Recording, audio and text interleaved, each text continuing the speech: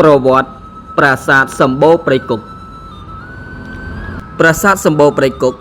មានទីតាំងស្ថិតនៅភូមិសម្បូរឃុំសម្បូរស្រុកសម្បូរខេត្តកំពង់ធំប្រាសាទនេះស្ថិតនៅតាមបណ្ដោយស្ទឹងសែនដែលមានចម្ងាយប្រហែល28គីឡូម៉ែត្រភាគឦសាននៃទីរួមខេត្តកំពង់ធំនិងមានចម្ងាយ181គីឡូម៉ែត្រពីរាជធានីអង្គរនៃខេត្តសៀមរាប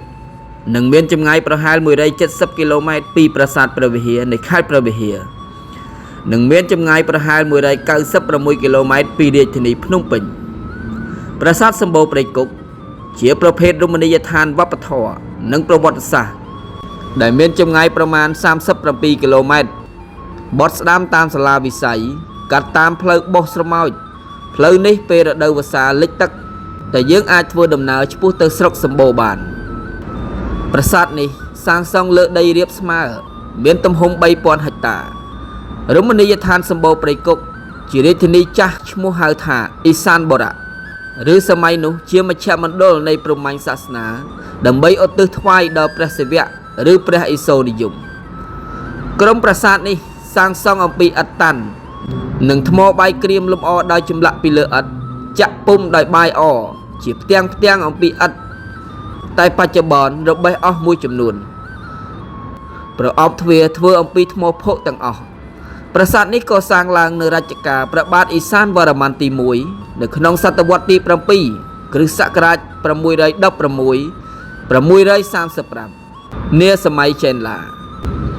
ក្រុមប្រាសាទសម្បូរព្រៃគុកនេះត្រូវបានបោះបង់ចោលតាំងពីឆ្នាំ1971មកម្លេះហើយត្រូវបានរៀបចំសារជាថ្មីនៅឆ្នាំ1980ក្នុងការកាប់ឆ្ការព្រៃគេរកឃើញមានប្រាសាទទាំងអស់ចំនួន140ប្រាសាទហើយនៅប្រាសាទ2ទៀតរកមិនទាន់ឃើញរមណីយដ្ឋានសម្បូរព្រៃគុកចែកចេញជា4ក្រុមធំគឺក្រុមប្រាសាទខាងជើងក្រុមប្រាសាទកណ្ដាលក្រុមប្រាសាទខាងត្បូងនិងក្រុមប្រាសាទក្រោលរមាសអំពីប្រវត្តិប្រាសាទ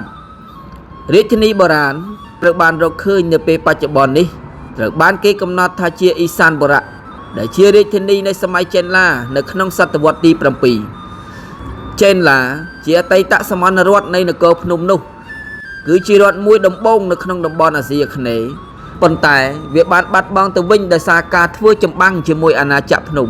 និងការកើនឡើងជាបណ្ដាអំណាចរបស់អាណាចក្រចេនឡាដោយព្រះបាទភវវរ្ម័នទី1និងបងប្អូនព្រះបាទមហេន្ទ្រវរ្ម័នទី1ឬចតសេនារហូតដល់បុត្ររបស់ព្រះអង្គគឺព្រះបាទឥសានវរ្ម័នទី1ដែលជាបុត្ររបស់ព្រះបាទមហេន្ទ្រវរ្ម័នទី1ដែលជាព្រះមហាក្សត្របានដណ្ដើមអំណាចពីនគរភ្នំដោយជោគជ័យដោយវាយបំបែកនគរភ្នំនៅរាជធានីចុងក្រោយគឺរាជធានីនរវរៈនគរឬភាសាចិនហៅថាណាហ្វូណាបច្ចុប្បន្ននៅភ្នំអង្គរបូរីខេត្តតាកែវក្រុមចម្បងវិមានទាំងនេះត្រូវបានគេនិយាយថាបានបង្កើតឡើងដោយព្រះបាទឥសានវរ្ម័នទី1ដែលជាបុត្រារបស់ស្ដេចចតសេនាការតុបតែងដែលជាស្ថាបត្យកម្មខ្មែរនិងចម្លាក់ដែលត្រូវបានចាត់ថ្នាក់ជារចនាបថសម្បូរព្រៃគុកឈ្មោះនេះបានមកពីវិមានទាំងនេះនៅក្នុងសតវត្សទី7លើពីនេះទៅទៀតត្រូវបានស្នងជាបន្តដោយរជ្ជកាលស្ដេចក្រោយៗគ្រប់ជំនាន់សតវត្សបន្ទាប់ក្រោយពីការសោយទីវង្គតរបស់ព្រះបាទជ័យវរ្ម័នទី1ដែលជាស្ដេចចុងក្រោយនៃនគរក្នុងសតវត្សទី7គឺជារយៈពេលងងឹតមួយនៅក្នុងប្រវត្តិសាស្ត្រនៃចេនឡាទោះជាយ៉ាងណាត្រូវបានឆ្លុះបញ្ចាំងជាថ្មីម្ដងទៀតដោយមានការចូលមករបស់ព្រះបាទជ័យវរ្ម័នទី2ដែលបានបង្កើតទម្រង់នៃការគ្រប់គ្រងរដ្ឋថ្មីមួយនៅក្នុងសម័យអង្គរមានការបង្កើតនៅរាជធានីផ្សេងទៀតបានសម្ដៅទៅតាំងរាជធានីនៅប្រាសាទអង្គរនៅដើមសតវត្សទី9ការតុបតែងនៃប្រាសាទក្រុមកណ្ដាលមានលក្ខណៈស្រដៀងគ្នាទៅនឹងរចនាបថនៃប្រាសាទដែលកសាងឡើងដោយព្រះបាទជ័យវរ្ម័នទី2ជាពិសេសគឺរូបចម្លាក់សត្វតោលើពីនេះសិលាចារឹកមួយចំនួននៅក្នុងប្រាសាទសម្បូរព្រៃគុកភាគខាងជើងត្រូវបានចុះការបរិច្ឆេទនៅសតវត្សទី10ក្រោមរជ្ជកាលរបស់ស្ដេចព្រះបាទរាជេន្ទ្រវរ្ម័នទី2និងក្រុមប្រាសាទរមាសស្ថិតក្នុងទីតាំងប្រហែល3គីឡូម៉ែត្រខាងជើងតំបន់ប្រាសាទសំខាន់មានសិលាចារឹកផ្សេងទៀតក្នុងរជ្ជកាលរបស់ព្រះបាទសូរ្យវរ្ម័នទី1ការតុបតែងនឹងរូបសំណាកមួយចំនួនផ្សេងទៀតដែលជារចនាបថចុងសម័យអង្គរត្រូវបានបញ្ជាក់អំពីប្រាសាទទាំងអស់នេះ អំពីក្រុមប្រាសាទរមណីយដ្ឋានសម្បូរព្រៃគុកត្រូវបានបែងចែកជា4ក្រុមធំដូចជាក្រុមប្រាសាទខាងជើងហៅថាប្រាសាទសម្បូរនៅកណ្ដាលនិងព័ទ្ធជុំវិញដោយប្រាសាទតូចៗហើយប្លែកៗគ្នា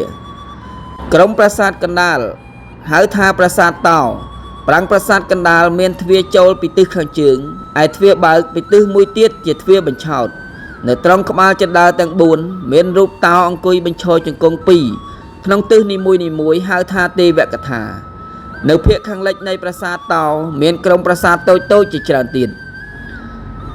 ក្រុមប្រាសាទខាងត្បូងហៅថាប្រាសាទយាយពាន់ដែលស្ថិតនៅចំកណ្ដាលហ៊ុំព័ទ្ធដោយប្រាសាទជាច្រើនមានកំពែង2ជាន់ដែលកំពែងនៅខាងក្នុងមានតោពរៈចូលទាំង4ទិសក្រុមប្រាសាទទាំងនេះជាអតីតរាជធានីក្រុមប្រាសាទក្រោលមាសមានទីតាំងខាងជើងមានប្រាសាទតូចៗធ្វើអំពីឥដ្ឋនិងខាងលិចមានប្រាសាទមួយធ្វើអំពីថ្មបាយក្រៀមសូមបញ្ជាក់ផងដែរថាការសម្រេចបញ្ចូលប្រាសាទសម្បូរព្រៃគុកក្នុងបញ្ជីបេតិកភណ្ឌពិភពលោកត្រូវបានធ្វើឡើងក្នុងកិច្ចប្រជុំកំពូលលើកទី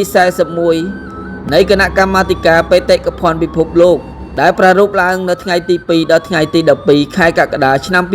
2017ដែលមានបណ្ដាប្រទេសចំនួន193ជាសមាជិក